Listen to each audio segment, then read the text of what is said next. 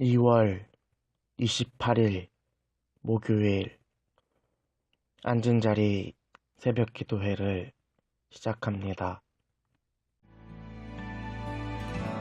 아픈 시절 속에 마음 쉴 곳 없네. 지친 나의 영혼 의지할 곳 없네. 고아갔던 나를 그가 품으셨네. 죽어가던 나를 그가 살리셨네. 무너진 마음을 위로하신 주님, 주를 더 알수록 만족할 수 있네. 붙드신 내 손을 놓지 않는 주님, 주를 더 알수록 평안을 오늘 우리에게 주신 하나님의 말씀은 마태복음 17장 14절에서 27절까지입니다. 그들이 무리에게 이르매 한 사람이 예수께 와서 꿇어 엎드려 이르되 주여 내 아들을 불쌍히 여기소서. 그가 간질로 심히 고생하여 자주 불에도 넘어지며 물에도 넘어지는지라. 내가 주의 제자들에게 데리고 왔으나 능히 고치지 못하더이다. 예수께서 대답하여 이르시되 믿음이 없고 패역한 세대여, 내가 얼마나 너희와 함께 있으며 얼마나 너희에게 참으리요. 그를 이리로 데려오라 하시니라. 이에 예수께서 꾸짖으시니 귀신이 나가고 아이가 그때부터 나으니라. 그때 제자들이 조용히 예수께 나와 이르되 우리는 어찌하여 쫓아내지 못하였나이까. 이르시되 너희 믿음이 작은 까닭이라. 진실로 너희에게 이르노니 만일 너희에게 믿음이 겨자씨 한 알만큼만 있어도 이 산을 명하여 여기서 저기로 옮겨지라 하면 옮겨질 것이요 또 너희가 못할 것이 없으리라. 갈릴리에 모일 때에 예수께서 제자들에게 이르시되 인자가 장차 사람들의 손에 넘겨져 죽임을 당하고 제3일에 살아나리라 하시니 제자들이 매우 근심하더라. 가버나움에 이르니 반세길 받는 자들이 베드로에게 나와 이르되 너희 선생은 반세길을 내지 아니하느냐. 이르되 내신다 하고 집에 들어가니 예수께서 먼저 이르시되 시몬아 내 생각은 어떠하냐. 세상 임금들이 누구에게 관세와 국세를 받느냐. 자기 아들에게냐 타인에게냐. 베드로가 이르되 타인에게니이다. 예수께서 이르시되 그렇다면 아들들의 세를 면하리라. 그러나 우리가 그들의 실족하지 않게 하기 위하여 내가 바다에 가서 낚시를 던져 먼저 오르는 고기를 가져 입을 열면 돈 한 세기를 얻을 것이니 가져다가 나와 너를 위하여 주라 하시니라. 어디서 왔는지 어디로 향할지 갈 길 알 수 없어 소망도 없었네. 헤매이던 나를 주가 부르셨네.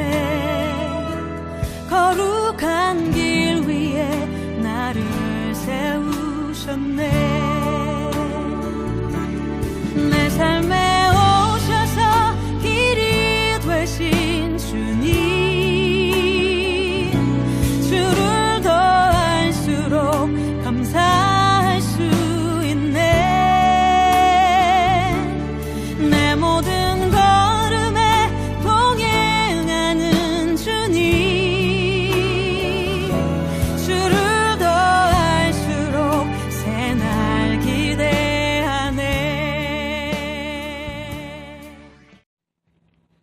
변화산의 은혜는 뒤로 하고 예수님과 제자들은 삶으로 돌아왔습니다.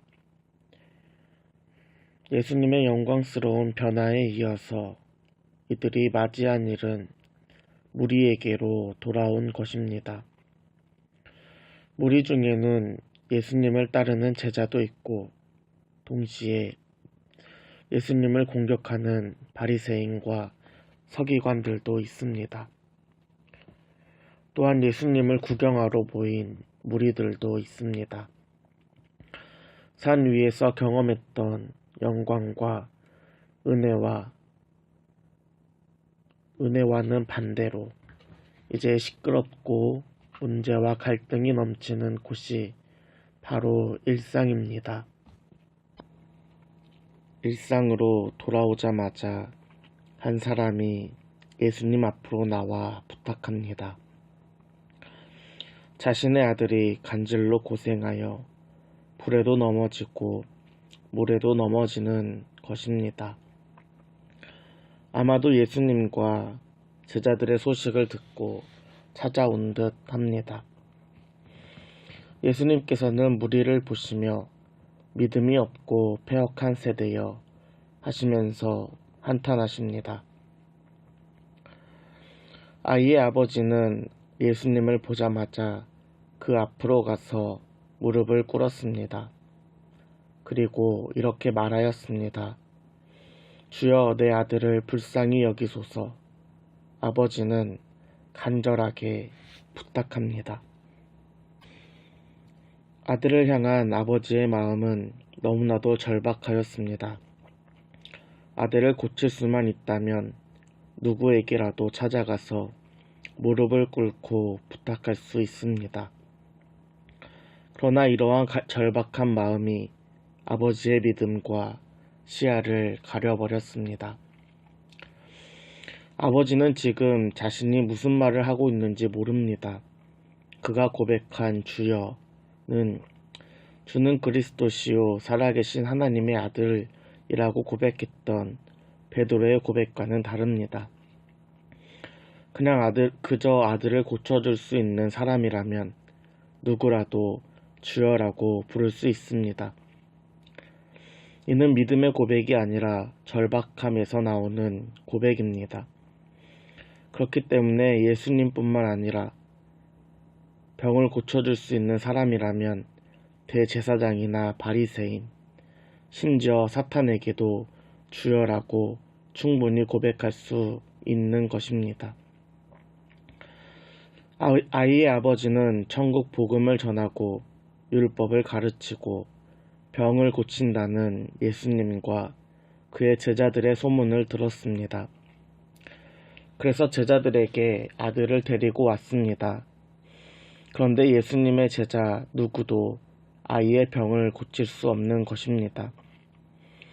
바로 그때 저 멀리서 제자들의 스승인 예수님이 오시는 것을 보았습니다. 아이의 아버지는 예수 그리스도를 알아본 것이 아니라 제자들보다는 나을 것 같은 스승을 알아본 것입니다. 아이 아버지를 포함한 무리들은 예수님을 향한 믿음이 없습니다. 아버지는 예수님이 누구인지 몰랐습니다. 그저 누구라도 아이의 병만 고쳐주길 바랬습니다. 그런데 그의 제자들은 귀신을 쫓아내지 못하였습니다. 자연스럽게 예수님에 대한 신뢰도 떨어졌습니다.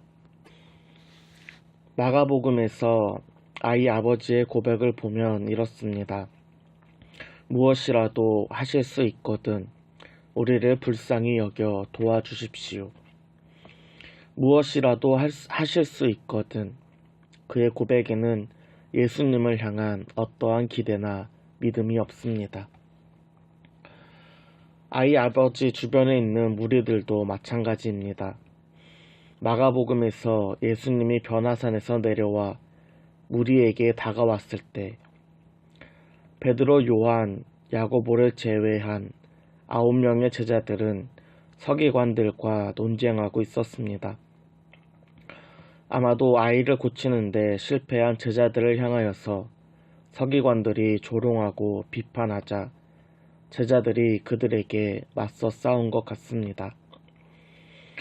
그들을 제외한 수많은 사람들은 이 신기하고 재밌는 구경거리가 있을까 모여서 구경하고 있었습니다. 이러한 사람들은 예수님에 대한 어떠한 믿음과 기대도 없습니다.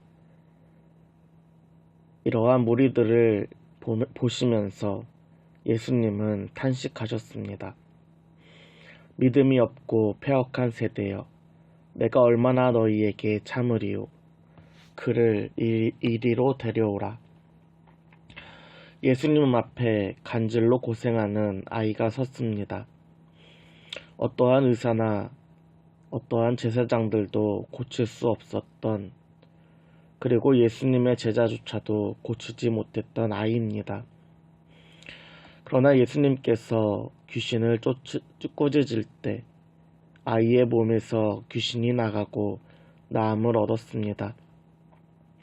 그토록이나 아버지와 아이가 바라던 일이 벌어졌습니다.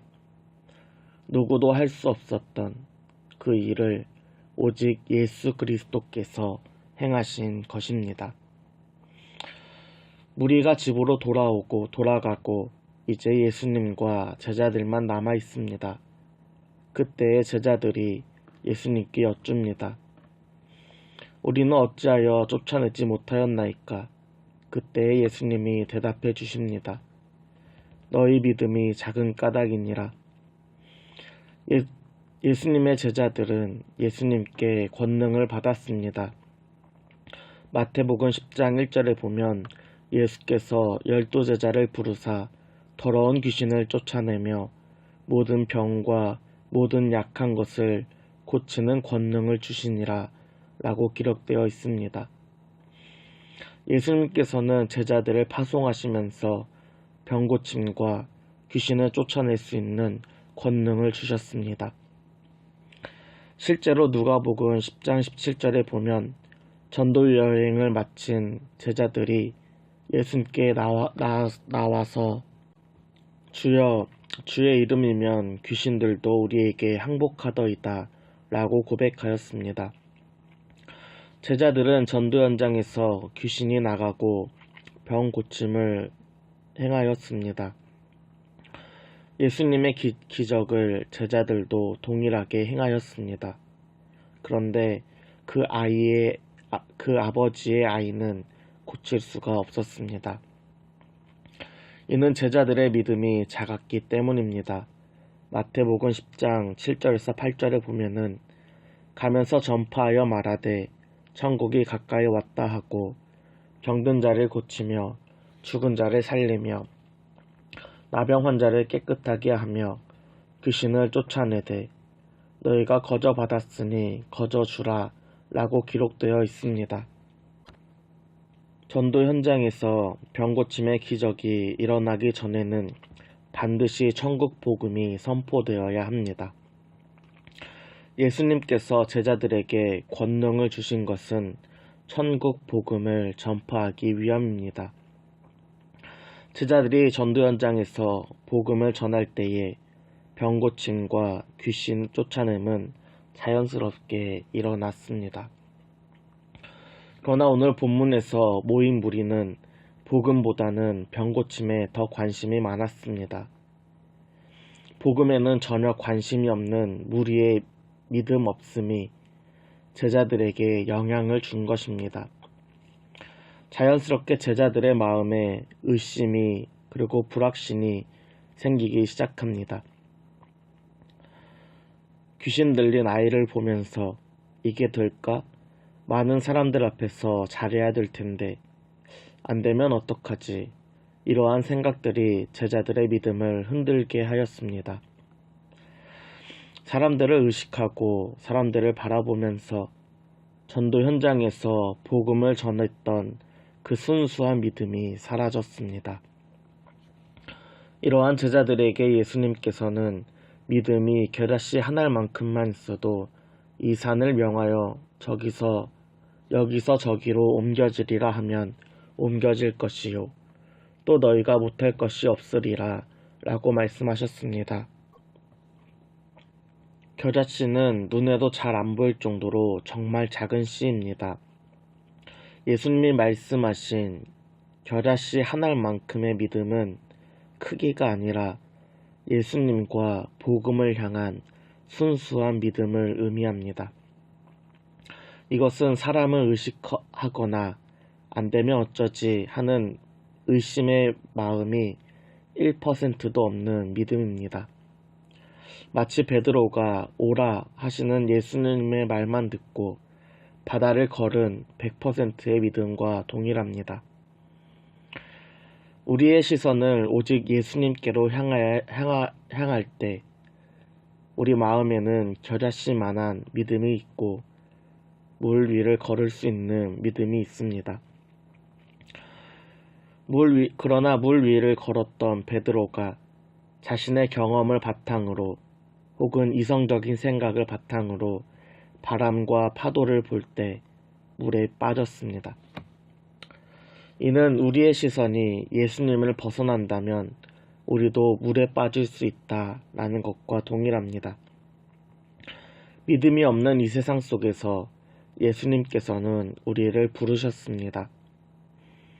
이는 믿음이 없고 패역한 세대들에게 하나님의 나라를 보여주기 위함입니다. 이를 위하여 우리의 시선은 오직 예수님께로만 향하길 바랍니다. 믿음 100%의 겨자씨만한 믿음으로 오늘도 나아가는 저와 여러분 되길 소원합니다. 함께 기도하겠습니다. 아픈 시절 속에 마음 쉴 곳 없네. 지친 나의 영혼 의지할 곳 없네. 고아 같던 나를 그가 품으셨네. 죽어가던 나를 그가 살리셨네. 무너진 마음을 위로하신 주님, 주를 더 알수록 만족할 수 있네. 붙드신 내 손을 놓지 않는 주님, 주를 더 알수록 평안을 누리네.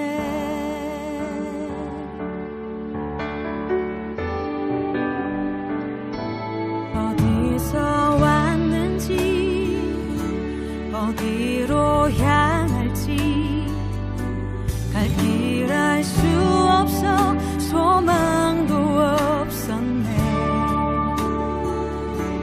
헤매이던 나를 주가 부르셨네.